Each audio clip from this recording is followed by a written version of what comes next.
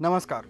India first के खास programme astrology first में आपका बहुत बहुत स्वागत है। दोस्तों, आज हम सबके जहन में बस एक ही सवाल है कि आखिर इस कोरोना का खात्मा कब होगा, कैसे हम इस महामारी से बचें, क्या है वो उपाय जिसके करने से इस आदमखोर बीमारी से हमें निजात मिल सके। आज इन्हीं सब सवालों पर चर्चा और जवाब जानने की कोशिश करेंगे, वो भी ज्योतिष गणना के आधार पर। दोस्तों, इस विशेष मकसद के लिए एक बार फिर इंडिया फर्स्ट पर हमने आमंत्रित किया है प्रसिद्ध ज्योतिषाचार्य आचार्य राजेश जी को। आचार्य राजेश जी की कई भविष्यवाणियां आश्चर्यजनक तौर पर सटीक निकली हैं। आज कोरोना के खात्मे के उपाय जानने से पहले हम चर्चा शुरू करें, उससे पहले अगर आपने इंडिया फर्स्ट को सब्सक्राइब नहीं किया है तो नीचे दिए गए लाल रंग के सब्सक्राइब बटन को दबाकर चैनल को तत्काल सब्सक्राइब कर लें। घंटी का निशान यानी बेल आइकन दबाकर आप हमारे हर नए वीडियो के बारे में जानकारी लेते रहेंगे। नमस्कार आचार्य, आपका बहुत बहुत स्वागत है। नमस्कार जी।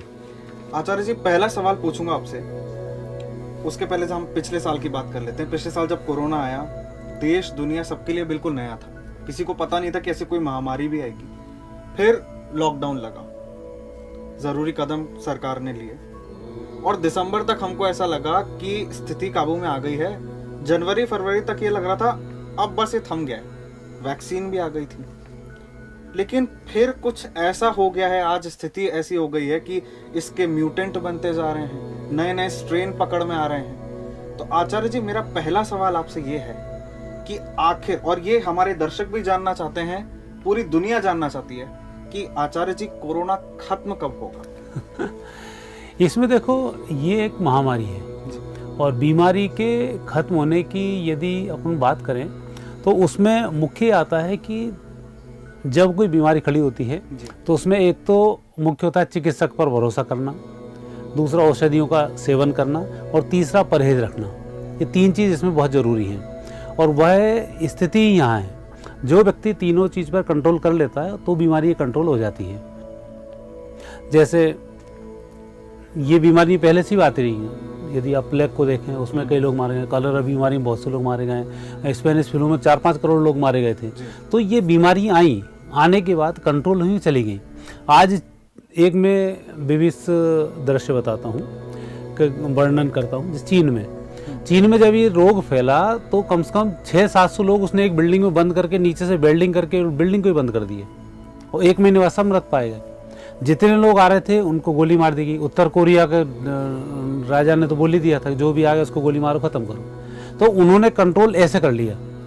हमारे यहाँ थोड़ी सी मानवता सरकारों ने दिखाई और उस मानवता का नतीजा ये रहा कि धीमे धीमे खोलते खोलते लोगों में इतना अवेयरनेस की कमी जो एक रही, आज भले ही पूरे टीवी चैनल लग रहे हों कि प्रशासन की गलती है, राजनेताओं की गलती है, समझ की गलती किसी की नहीं है, गलती इसमें सीधी सीधी जनता की है।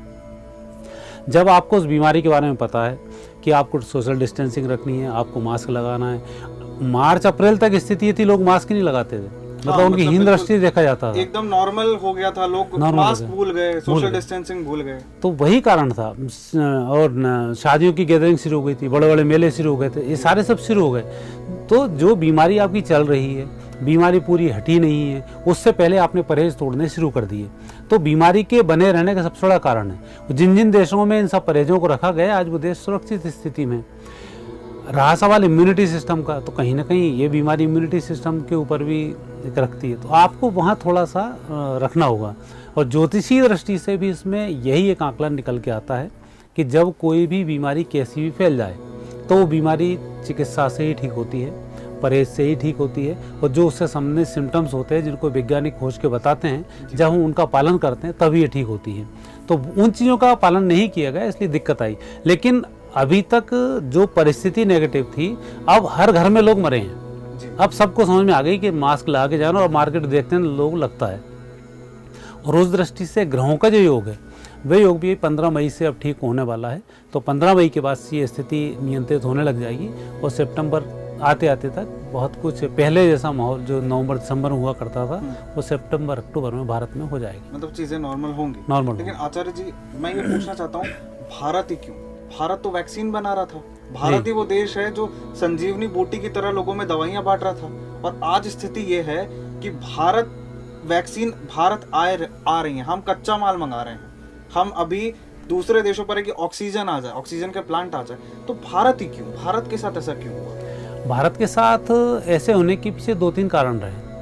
जैसे सही रिपोर्ट पढ़ें तो वैक्सीन की जो एक लाइफ रहती है उसकी फिक्स, उस फिक्स लाइफ में यदि आप यूज़ नहीं कर पाए तो भारत ने विदेशों में वैक्सीन दी। दूसरा, भारत में विपक्ष की जो भूमिका बहुत गलत रही। वैक्सीन के बारे में मार्च अप्रैल तक गलत हवाएं फैलाई गई कि वैक्सीन से कोई नपुंसक हो जाते हैं, वैक्सीन से बीमारी गंभीर रह जाती है, वैक्सीन से शरीर की ग्रोथ रुक जाती है, पहले मोदी लगवाएंगे तो हम लगवाएंगे। मतलब ये एक विपक्ष की तरफ से प्रोपेगेंडा खड़ा किया, तो उसमें लोगों की अवेयरनेस में कमी आई, भ्रम फैलाया गया। तो उस भ्रम से लोग रुके, और जो व्यवस्थाएं बहुत अच्छे से करनी थी उस व्यवस्थाओं में जो प्रशासनिक अधिकारी थे, ये प्रशासनिक अधिकारियों की यहाँ पोल खुली और टोटली फ्लॉप हुए हैं। मतलब जब पढ़ने की उम्र थी, खेलने की जब उम्र थी, तब ये आईएएस लोग पढ़ा करते थे, पढ़ाकू होते थे। वो जब आईएएस बन गए और काम करने की उम्र आई तो एसी में बैठना शुरू कर दिया। तो ये इनको ग्राउंड लेवल पे कैसी व्यवस्थाएं करना है वो तो सबको मालूम पड़ गया कि किसी भी 99% कलेक्टरों में ये समझ नहीं है कि किसी चीज़ को कंट्रोल कैसे किया जाए। आज की स्थिति में किसी व्यक्ति से आप पूछ सकते हो। तो यहाँ प्रशासन फेल हुआ। तो भारत में जो नेगेटिव स्थिति इसमें बनी है तो उसमें प्रशासन का, विपक्ष का और नेगेटिविटी फैलाने वाले दूसरे देशों का जो भारत से जलते हैं, उनकी जो व्यवस्थाएं यहाँ पर जिस तरह से उन्होंने कंट्रोल किया उसका बहुत बड़ा रोल रहा है। जब आप गंभीरता से उतरेंगे तो आपको ये सब चीज़ समझ में आएंगी। और ग्रहों का जहाँ तक खेल है, वहाँ ग्रहों में अभी शनि की स्थिति बहुत बेहतर नहीं है जो इन सब चीज़ों को कंट्रोल कर पाए। तो अभी हमें 1 साल का पूरा इंतजार करना पड़ेगा। 2022 सितंबर अक्टूबर के बाद हम पूर्ण रूप से इस पर सब कुछ कर पाएंगे। और अब वैक्सीनें वापस जो भारत में आ रही हैं और जो भारत बना रहा है, तो ये निश्चित रूप से 2-4 महीने में कंट्रोल होने वाली स्थिति इसमें बन जाएगी। और जो गंभीर स्थिति इतनी होगी ये किसी ने सोचा भी नहीं था, और उस स्थिति का सामना हमें करना पड़ा। तो आपका कहना है कि 2022 सितंबर तक स्थिति काबू में आएगी। आचार्य जी कहते हैं ज्योतिष भविष्य देख सकता है जी। लोग उन पे निर्भर करते हैं, उन पे भरोसा करते हैं कि ये बता सकते हैं कि भविष्य क्या होगा। उनके पास उनकी विद्या रहती है। आचार्य जी, आप ज्योतिषाचार्य हैं, आप ये बताइए, क्या कहीं ज्योतिष विद्या में या पूरे ज्योतिष ज्ञान में कहीं इस महामारी का पहले से जिक्र था?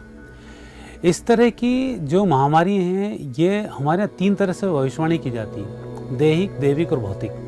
तो दैविक जो आपदाएं होती हैं इनकी भविष्यवाणी बहुत आसानी से नहीं होती है। ये निकल आता है कि 2020-21 का जो साल है, मतलब जो समय चल रहा है 2020 से 2025 तक, ये संदिग्ध समय है। यहाँ युद्ध की स्थिति भी बनेगी, महामारियों की स्थिति भी बनेगी और आकस्मिक लंबे नुकसान की स्थिति भी बनेगी, और कम्युनिटी दंगे वगैरह की ये स्थिति भी इसमें बनेगी।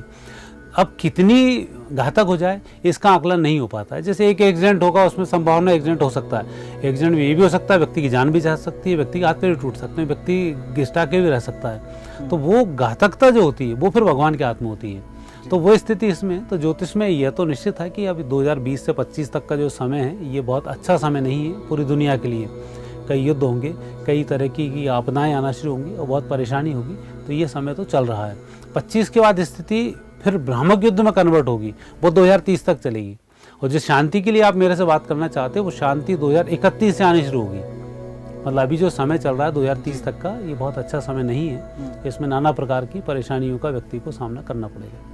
बहुत बड़ी बात कह रहे हैं आचार्य जी। मेरा अगला सवाल, आपने देखा कोरोना काल चल रहा है पर रैलियां हो रही हैं, देश में चुनाव का माहौल है और बंगाल चुनाव है, 5 राज्यों में चुनाव है, पर ज़्यादा फोकस बंगाल चुनाव पर है सबका। मैं ये जानना चाहता हूँ, अगर आप ओवरऑल पूरे चुनाव को देखें और पूरी राजनीति को देखें तो इस महामारी का इस राजनीति पर, भारत की राजनीति पर क्या असर पड़ सकता है? महामारी का भारत की राजनीति पे यदि असर देखा जाए तो आज की स्थिति में विपक्ष के पास बहुत बड़े मुद्दे इसमें नहीं हैं। उसके पीछे कारण एक नरेंद्र मोदी जी और भारत, इन दोनों कुंडलियों का जो सामंजस्य है वो 2014 से लेकर वैसे 2012 से शुरू है, 2012 से 2030 तक ये एक स्थिर सरकार का संकेत है। और जब कोई स्थिर सरकार हो और विपक्ष कट पिट जाए, ये उनका एक ताल में कहीं नहीं बैठे, तो कहीं ना कहीं फिर भ्रामक स्थिति फैलाकर ही राजा को बदनाम किया जाता है। ये एक राजनीति का षड्यंत्र होता है जो राजनीति में पढ़ाया भी जाता है जी। कि यदि आपके कोई कंट्रोल में नहीं आती है चीज़ तो आप उसको बदनाम करना शुरू कर दो, और लगातार आप झूठ फैलाओगे तो वो झूठ को लोग सच मानना शुरू कर देते हैं। हराइए नहीं तो बदनाम करिए। ना बदनाम करिए, है ना। जैसे इंश्योरेंस वाले हैं, यदि इंश्योरेंस वाला आपको समझाने आए, नहीं समझ में आता, आपको कंफ्यूज करके चला जाएगा वो, ताकि आप दूसरा बीमा ना ले पाएँ। तो वही स्थिति राजनीति में यहाँ बन रही है। चुनाव की जहाँ तक स्थिति है, यदि हम उस दृष्टि से देखते हैं तो वो एक एग्जाम है। एग्जाम में व्यक्ति का यदि गला लग जाए, व्यक्ति के बीमार हो जाए, जॉइंटिस हो जाए, तो पढ़ाई नहीं छोड़ता है जी। उसको पढ़ाई उसी लेवल पे करनी, क्योंकि परीक्षा है। परीक्षा फल के बाद ये नहीं दिखेगा कि मुझे बुखार था या मैं नहीं कर पाया इसलिए परीक्षा नहीं दे पाया, वो तो मार्कशीट की आवश्यकता है।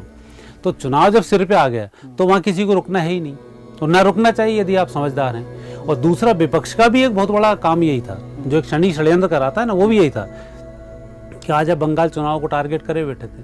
पूरा विपक्ष छिन्न भिन्न है, कहीं उसमें स्थिति नहीं है। उसको एक ही माध्यम लग रहा था, बंगाल चुनाव विपक्ष हार जाए, ये यहाँ ये सफलता ना मिले तो कुछ खेल हो सकता है। तो उसी लिए फिर आखिरी में राहुल गांधी ने भी अपनी रैली छोड़ दी। जैसे ही देखा बीजेपी जीत रही तो उन्होंने कहा कम से कम टीएमसी को समर्थन हो जाएगा, तो और राहुल गांधी वहाँ से कोरोना का नाम लेकर भाग गए।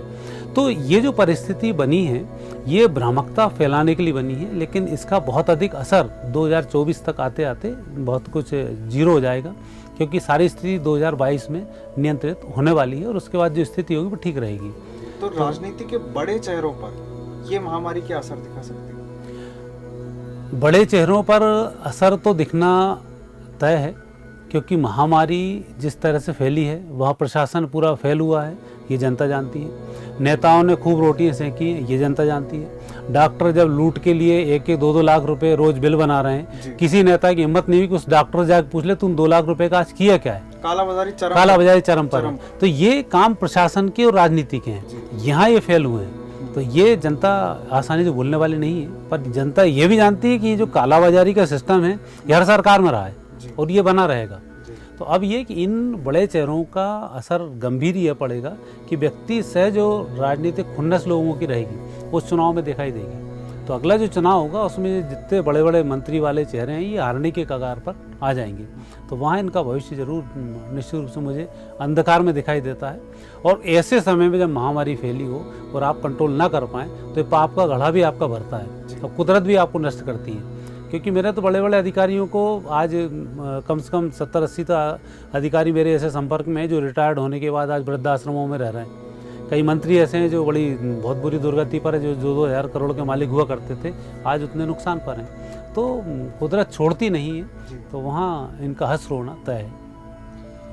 आचार्य जी, मेरा अगला सवाल जी, और बहुत ही जनरल सवाल है, क्या कोरोना से बचा जा सकता था? क्या विश्व बच सकता था? बिल्कुल बच सकता था। भारत बच सकता था? बिल्कुल बच सकता था। कैसे? आपको वहाँ जब एक गाइडलाइन तय हुई कि आपको मास्क लगाना है, दूरी बनाकर रखना है, हाथ सैनिटाइज करना है, और ये किसी का कुछ नहीं बिगाड़ पा रहा है, आज तक के शोध बताते हैं। यदि आप उस नियम पे चलते तो ये महामारी बढ़ती नहीं। और उसके विपरीत में बात करूं, भारत में यदि इस महामारी की बात की जाए तो भारत की कुंडली में ऐसी महामारी से इतनी विध्वंस स्थिति का योग नहीं था। हाँ, किसी कुंडली में लिखा 80 साल तक जिएगा और 30 साल में आत्महत्या कर ले तो उसमें ना ज्योतिष शास्त्र का दोष होता है, उसमें कर्म का दोष माना जाता है। तो आपने कर्म उसके अनुरूप नहीं किए, इसलिए आपको इस बीमारी से इतना गंभीर भुगतना पड़ा। अन्यथा ये बीमारी ऐसी नहीं थी कि इतना बड़ा तांडव बना पाए। तो वहाँ आपको प्रशासन को, पक्ष को, विपक्ष को और जनता को, सबको मिलकर सहयोगात्मक रवैया अपनाना था। तो ये बीमारी आपका कुछ नहीं बिगाड़ पाती और आगे भी ये नहीं बिगाड़ पाएगी। जो लहर की बात करते हैं ना, एक लहर आई, सेकंड लहर आई, थर्ड लहर आई, लहरों की क्या स्थिति? यदि आप कंट्रोल कर लो तो एक भी लहर काम की नहीं, और नहीं तो लहरों पर लहरें आती जाएंगी, आप गिनते जाना बैठे हुए। तो वो स्थिति इसमें बनती है। तो वहाँ आपका एक कर्तव्य बनता है कि आप उन नियमों को फॉलो करें जो चिकित्सक आपको दर्शाते हैं, जो वैज्ञानिक आपको बताते हैं। आचार्य जी, ज्योतिष शास्त्र में क्या कोरोना महामारी से बचने के लिए कोई उपचार है? कोई ऐसे प्रिवेंटिव मेजर्स जिन्हें हम कहते हैं जो हम पहले ले लें जिससे इससे बचा जा सके? इनसे बचने के उपाय में सबसे पहला ज्योतिष शास्त्र भी यही बात आपसे करेगा कि जो चिकित्सक बोलता है पहले उसको आप स्वीकार करें। दूसरा, फिर भगवत कृपा की प्राप्ति के लिए हनुमान जी और भगवान शंकर इसके लिए प्रतिनिधित्व करने वाले देवता हैं। भावई मेट जगत त्रिपुरारी। त्रिपुरारी भगवान शंकर इस चीज़ को मिटा सकते हैं। तो भगवान शंकर की इसमें आराधना करना, और भगवान शंकर की आराधना कैसे करना? योग, ध्यान और प्राणायाम के माध्यम से। आज बाबा रामदेव बता रहे हैं योग ध्यान प्राणायाम करने वालों को ये बीमारी असर नहीं कर पाई, लेकिन जो एसी के अंदर बैठे हुए हैं, जिनकी जीवनचर्या बेतरतीब है, उन लोगों पर इसका असर ज़्यादा रहा। रात जागरण, इसके लिए प्राइवेट कंपनी बहुत बड़ी दोषी है, जो लोगों का मेटाबॉलिज्म उन्होंने डिस्टर्ब ही कर दी है। वो 45 साल तक उसको निचोड़ के रख देते हैं और 45 के बाद व्यक्ति किसी काम का नहीं बचता। तो ये सरकारों की नई धूर्तता है कि ऐसी प्राइवेट कंपनियों पर वो कंट्रोल नहीं कर पा रहे हैं। उन्हें अपने युवाओं को बचाना है तो प्राइवेट कंपनियों को कंट्रोल करना पड़ेगा कि आप ज़्यादा काम व्यक्ति से ना लें, 8 या 9 घंटे काम लें, बाकी उसकी जीवनचर्या है उसको भी जीने दें। ये स्ट्रिक्टली आपको नियम बताने होंगे। नहीं बताएंगे तो फिर अगली महामारी इस बेस पे आएगी कि इम्यूनिटी सिस्टम कमज़ोर हो रहा है। आज भारत सबसे युवा देश है, वो कल भारत सबसे बुढ़ा देश हो जाएगा और व्यक्ति मरना शुरू कर देगा। तो उसमें निश्चित रूप से ज्योतिष शास्त्र इन सब चीज़ों की गणना करता है। और भगवान शंकर की आप आराधना करें, ओम मंत्र का आप जाप करें, योग ध्यान का आप सहारा लें, निश्चित रूप से आप इस बीमारी से बच पाएंगे, क्योंकि त्रिपुरारी में वो क्षमता है कि आपकी इच्छाओं को पूरी करेगा और निश्चित रूप से आपको स्वस्थ रखेंगे। आचार्य जी, मेरा अगला सवाल, हमने देखा कि कोरोना फैला, कोरोना 2020 में फरवरी से फैलना शुरू हुआ। उसके पहले कोई, हालांकि चाइना में, चीन में हमें नवंबर से पता चलने लगा था, 2019 नवंबर से केस आने लगे थे, पर उसने उस बीमारी को छुपाया। छुपाते छुपाते छुपाते मार्च में जब ये खुलेआम हो गया कि ये बीमारी है और बड़े स्तर पर है, तब विश्व स्वास्थ्य संगठन ने भी इसे महामारी घोषित कर दिया, भारत में भी लॉकडाउन लग गया और आज तो स्थिति बहुत ही विकराल है। मैं आपसे एक चीज जानना चाहता हूँ आचार्य जी कि ये एक बीमारी फैलाई गई है, गलती से फैली, या ये एक जैविक युद्ध है? देखो, 2012 से युद्ध ही चल रहा है और इसका पटाक्षेप 2030 तक जाते जाते होगा। अभी युद्ध की ये शुरुआतें हैं। मैं पहले ही मैंने बोला है अपने चैनल्स के ऊपर भी कि तीसरा वर्ल्ड वार शुरू हो चुका है। ये तीसरा विश्व युद्ध है और यही जाते जाते फिर आगे जाके लंबी स्थिति में आएगा, क्योंकि एक तरह से लोगों को कमज़ोर करना, आर्थिक रूप से कमज़ोर करना, लोगों में महामारी फैला देना, लोगों में विद्रोह करा देना, ये भी एक युद्ध का, छद्म युद्ध का ही लक्षण होता है और छद्म युद्ध ऐसे ही लड़े जाते हैं। तो युद्ध की ये शुरुआत है और युद्ध जब जीता जाता है तो अकेले राजा की दम पर नहीं जीता जाता है, वहाँ जनता को भी राजा का साथ देना होता है। और इस प्रकार के युद्धों से बचने के लिए जनता को राजा के साथ ही होना चाहिए और जो नियम बताए जाएँ उन्हें फॉलो करना चाहिए। नहीं तो बाहर भी त्राही त्राही मचेगी, यहाँ भी त्राही त्राही मचेगी। और वो स्थिति का संकेत हमारे कई जो पुराने ज्योतिषाचार्य हैं 500-500 साल पहले कर गए हैं कि ऐसी स्थिति इसमें बनेगी। तो निश्चित रूप से कह सकते हैं कि अब ये युद्ध जो है एक इस तरह का युद्ध, जैविक युद्ध ही आगे चढ़ेगा। इसके बाद बम भी पटकेंगे तो भी क्या होगा, वो भी एक आपकी वायु को विषाक्त करेगा और 2030 तक वो व्यक्ति जिंदा रह पाएगा जिसके फेफड़े मजबूत होंगे जी। तो अभी योग ध्यान प्राणायाम इन सब की बहुत आवश्यकता है। और इस फालतूपन के बाद विवादों में कौन सी सरकार कर रही है, कौन सा प्रशासन कर रहा है, कौन नहीं देख रहा है, इसको ध्यान देने के बजाय व्यक्ति खुद अवेयर रहे तो इस चीज़ से बच पाएगा, नहीं तो स्थिति खतरनाक साबित होगी। आचार्य जी, भारत तो हमेशा से ही योग का देश है, भारत संस्कृति का देश है। हमें तो आश्रम है कि 25 तक गृहस्थ आश्रम है, उसके बाद ये आश्रम है। तो हम तो बचपन से ही, जब हमारे पौराणिक कथाओं में भी, भारत की पुरानी संस्कृति में भी यही लिखा गया है कि इस तरीके से जीवन यापन करना है। हमारे घरों में, पुरानी किंवदंतियों में, कहानियों में बताया जाता था कि घर आने से पहले आप हाथ धोइए, घर के अंदर जाने से पहले आप हाथ धोइए, पैर धोइए, तब जाएंगे। आज पूरी दुनिया सैनिटाइजर यूज कर रही है। आपको कहीं ऐसा नहीं लगता कि ये भारत की जो संस्कृति है उसको तोड़ मरोड़ कर दिया गया है? वरना ऐसी महामारियों को तो हम निपटा सकते थे। तोड़ा मरोड़ा किसी ने नहीं है, तोड़ा मरोड़ा आपने और हमने ही है। हम ही ने उन माँ बापों को मूर्ख समझना शुरू कर दिया जो हमसे बोलते थे हाथ धो के आओ, रात में जल्दी सो जाओ। हम आज मोबाइल पे 1-2 बजे तक लगे होते हैं। मोबाइल की विकिरण, जबकि वैज्ञानिक बोल रहे हैं नुकसान करती है, हम 2 बजे तक उसको ले रहे हैं, जबकि हमारी आंख 10 बजे रेस्ट चाहती है। रेस्ट के समय में हम उसको ये चीज़ें दिए जा रहे हैं। सूर्योदय से पहले हमें उठना चाहिए, लेकिन हम माँ बाप से बोलते हैं हम 3 बजे तक पढ़ें, सुबह 10 बजे तक सोते हुए पढ़ें, तो आपका मेटाबॉलिज्म वहाँ डिस्टर्ब हो जाएगा। जब एक दृष्टांत इसमें बहुत अच्छा आता है रामायण में, उसमें भरत जी बोलते हैं रामचंद्र जी को, भैया मैंने नहीं चाहा है कि मुझे राम राज्य मिले, जी। उसके लिए वो दुनिया भर की कस्में खाते हैं। वो इनकी माता की कसम खा जाता हूँ, पिता की खा जाता हूँ, सब कुछ उन्होंने किया है। आखिरी में बोला, भैया मैं कहाँ तक आपसे बात करूँ, मुझे वो सब पाप चढ़ जाएं। ये सबसे आखिरी में बोला, मुझे वो सब पाप चढ़ जाएं जो सूर्योदय के जागने के बाद चढ़ते हैं। मतलब कितनी बड़ी बात है। इतनी सारी कस्में खाने के बाद आखिरी अंतिम शब्द बोलता है, सूर्योदय के बाद कितने खतरनाक पाप चढ़ते हैं। और आज 90% घरों में पाप चढ़ा रखे, लोग उठ ही नहीं रहे हैं। तो हमने खुद ही अपनी संस्कृति को दुलत्ती मारनी शुरू कर दी। तो निश्चित रूप से है कि हम भले ही राजा हों, हमारे इतिहास बहुत बड़ा रहा हो, लेकिन हम अगला इतिहास गलत लिख रहे हैं, ये हमें दिख रहा है।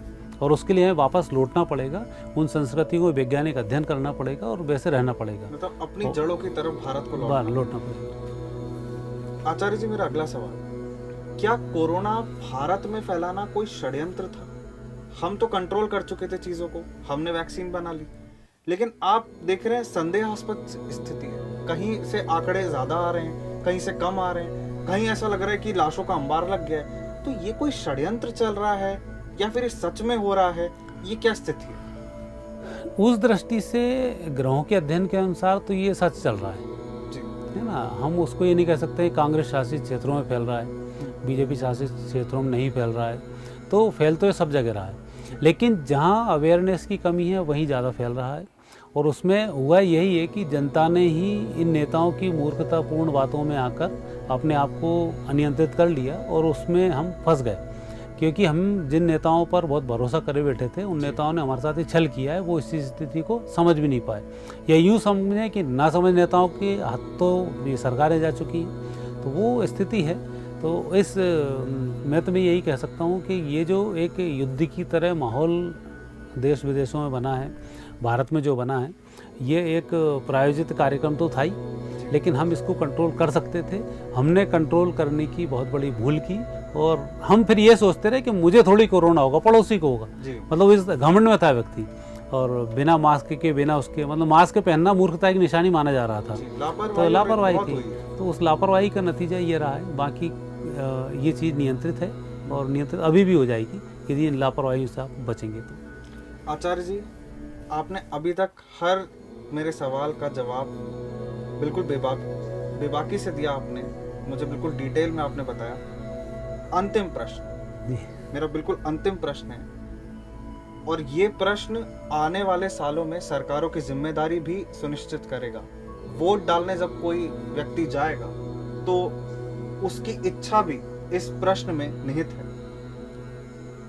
आचार्य जी, सवाल यह है कि भारत की स्वास्थ्य व्यवस्था इतनी लचर क्यों है? आज हम देख रहे हैं ऑक्सीजन सिलेंडर, ऑक्सीजन। हमारा देश वो देश जिसमें पीपल के पेड़ उगाए जाते हैं, पीपल 24 घंटे ऑक्सीजन देता है। हमारे देश में ऑक्सीजन की कमी है, और ये कमी ऐसी है जो सरकारें भी पूरी नहीं कर पा रही हैं। विदेशों से ऑक्सीजन खरीद के ला रहे हैं, विदेशों से हम लोग वेंटिलेटर आ रहे हैं। हमारे देश में ऐसी कोई चीज़ नहीं जो हम नहीं बना सकते। हमारा पर्यावरण इतना स्वच्छ है, लेकिन क्या ऐसा हो गया कि हमारी स्वास्थ्य व्यवस्था इतनी लचर हो गई कि आज हम इस स्थिति में? देखो, इसके तो मैं विपरीत आपसे बात करूंगा। मतलब ज्योतिषी हूँ, इसलिए मैं पत्रकार हूँ या राजनेता वेता नहीं हूँ, तो मैं आपसे उस तरह की बात करूंगा। भविष्य को यदि हम देखते हैं, भारत के साथ ऐसी समस्याएं आती रही हैं, और जब भारत के साथ कोई ऐसी समस्या आई है तो भारत उसका गुरु बना है। जैसे लाल बहादुर शास्त्री के टाइम पे अन्न का बहुत बड़ा टोटा पड़ा था, 62-65 की बात है। उस समय में अन्न नहीं था, विदेशों से हमें गेहूं मंगवाना पड़ा था, और विदेशियों ने नीचतापूर्ण काम करते हुए कई प्रकार के अन्न में गलत पौधे डाले जो आज भी हमारे यहाँ खरपतवार के रूप में जाते हैं। लेकिन आज हम अन्नदाता देश हैं। 1980 में मुझे याद है कि राजीव गांधी का एक इंटरव्यू छपा था, उसमें वो रोया था रात को। ये माधवराव सिंधिया ने बोला था कि रात भर राजीव गांधी रोते रहे क्योंकि अमेरिका ने कंप्यूटर की टेक्नोलॉजी देने से मना कर दिया था, सुपर कंप्यूटर, और आज हम कंप्यूटर के मालिक हैं। वहीं मोबाइल की टेक्नोलॉजी से विदेश ने मना किया, आज हम मोबाइलों के लिए सिरमौर बने हुए हैं। तो उसी तरह से जब जब हमारे पास कोई इस तरीके की आपदाएं, ऐसे बहुत सारे उदाहरण है मेरे पास, 2-3 उदाहरण नहीं है। यदि हम हथियारों की बात करें, यदि हम आज हमने युद्ध एक भी नहीं आ रहा है 1947 के बाद, चीन को भी हमने भगाया है। ये अलग है कि रणनीतिक तहत हम कुछ कारण से रुके हैं, पर हम हारे किसी से नहीं हैं। युद्ध में भी हम लगातार हमने अस्त्र शस्त्रों का एक निर्माण बहुत अच्छा किया है और आने वाले समय में तो ऐसे अस्त्र बनाएंगे कि पूरी दुनिया देखकर दंग रहने वाली है। उस स्थिति में वही स्थिति चैलेंजिंग रूप में अब ये है, आने वाले 5 वर्ष में पूरी दुनिया भारत की तरफ इलाज कराने के लिए लौटेगी। आदमी यहाँ आएगा, घूमेगा फिरेगा, संस्कृति को देखेगा, इलाज कराएगा और स्वस्थ होकर चला जाएगा। ये मेरा चैलेंज है और ये हमारी ज्योतिष शास्त्र बोलती है कि आने वाले समय में, आज हम ठीक है ऑक्सीजन आपसे उधार ले रहे हैं, लेकिन कल हम ऑक्सीजन लोगों को देंगे और हम ऐसे नहीं देंगे पैसे में, हम फ्री में ही बांटेंगे। तो अभी और ये ऑक्सीजन का जो अभी सिस्टम है 15 दिन का और बचा है, 15 दिन के बाद ऑक्सीजन की हमें आवश्यकता नहीं होगी। तो आचार्य जी, भारत की स्वास्थ्य व्यवस्था को कैसे दुरुस्त किया जा सकता है? देखो, भारत में आप रह रहे हो ना, तो हमें सरकार के भरोसे नहीं रहना है। हम 130 करोड़ हैं, ये बाकी कोई देश 5 करोड़ का, कोई 10 करोड़ का, और जो अपने आप में ये लगा रहे हैं कि हमने 80% 90% हमने वो लगा लिए हैं, वैक्सीन लगा लिए हैं, कोई बोल रहा हमने 100% काम पूरा कर लिया। तो 5 करोड़ आदमी, ये तो हमारे कभी का हो चुका पूरा, तो उस लेवल पे हम नहीं पहुंच सकते हैं। और इसलिए स्वास्थ्य व्यवस्थाओं को व्यवस्थित करने के लिए पहले हम बीमार ही क्यों पड़ें। जब हमारे पास इतने सारे योग शास्त्र ध्यान, इतने सारे मंत्र जप तप सब चीज़ें हैं, हम उनका उपयोग करके स्वस्थ बने रहे ना। भगवान ने हमें यही तो विधाएं जो हमारे भारतीय संस्कृति में दी है कि हम बीमार ही ना पड़ें, चिकित्सक की हमें आवश्यकता ही ना पड़े। तो हमें उस तरफ काम करना है, ना कि इस तरफ कि हम बीमार पड़ें और ऑक्सीजन के लिए दूसरों का मुंह देखें। ये मूर्खता वाली बात है। हम सोचें हम बीमार पड़ जाएंगे, उनसे ऑक्सीजन लें, हम बीमार ही नहीं पड़ेंगे।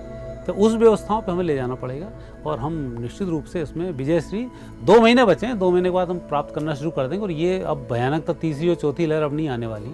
ये भले ही वैज्ञानिक गणना करते रहें, क्योंकि अब हर घर में 1-1 2-2 शांत हो चुके हैं। अब सबको समझ में आ गया है कि हम कितने बड़े मूर्खता कर चुके हैं और जो व्यक्ति मरा ये भी कैसी मूर्खता कर चुका है। ये एक अलग बात है कि घर में उसके गमी हुई है, इसका हम भी उसका संवेदनाओं में साथ हैं, लेकिन जो हुई है वो कहीं ना कहीं व्यक्तिगत चूक के कारण हुई है।